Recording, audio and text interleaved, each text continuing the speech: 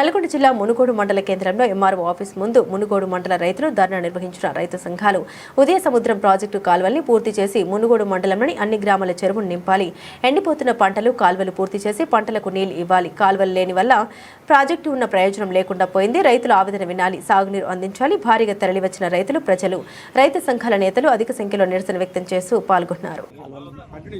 ఉదయ సముద్రం రైతాంగ పోరాటాలు వర్ధిల్లాలి, ఉదయ సముద్రం రైతాంగ పోరాటాలు.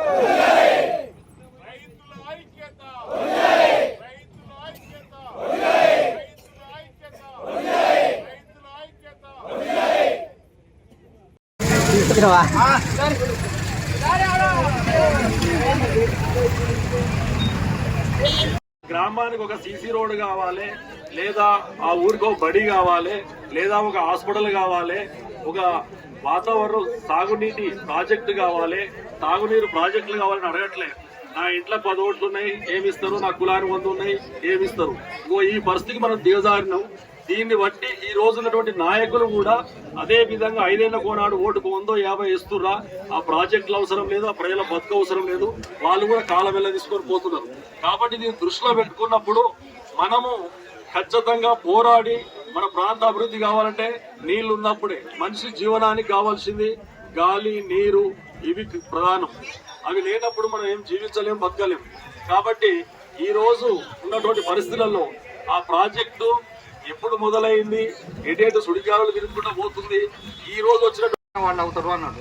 అన్నప్పుడు ఒకటే చెప్పిండు, సత్యమన్న మీరు ఇంత దూరం వచ్చారు, అక్కడ రాజగోపాల్ గారు ఉన్నారు, మరి వేముల వీరేశం ఉంటాడు, మన వెంకన్న ఉన్నాడు, జిల్లా మంత్రులు వాళ్ళు ఉత్తమ్ కుమార్ గారు ఉన్నారు, మీరు వాళ్ళ ద్వారా డిపార్ట్మెంట్ వాళ్ళు కదిలిస్తే అప్పుడు తదుపరి ఎక్కడైనా ఆగితే నేను చూస్తాను ఆయన మాట్లాడడం జరిగింది. వచ్చిన తర్వాత నాడు మరి 26/11 నెలలు ఆయన కలిసినాం, 11 నెలల వెంకరెడ్డి గారిని కలిసి మెమోరాండం ఇవ్వడం కూడా జరిగింది.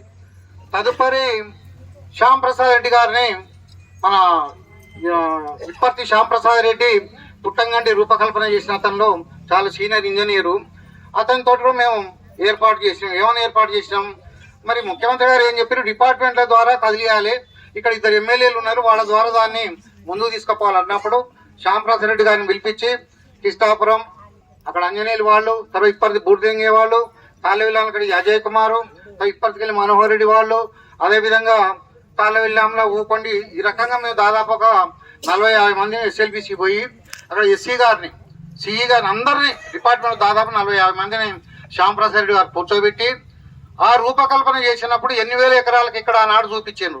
అది ఏమైంది అని అడిగినప్పుడు గత ప్రభుత్వంలో మరి అక్కడక్కడ అటే తీసుకెళ్ళి తప్ప ఇది పక్కకు పెట్టిరు అనేది చెప్పడం జరిగింది.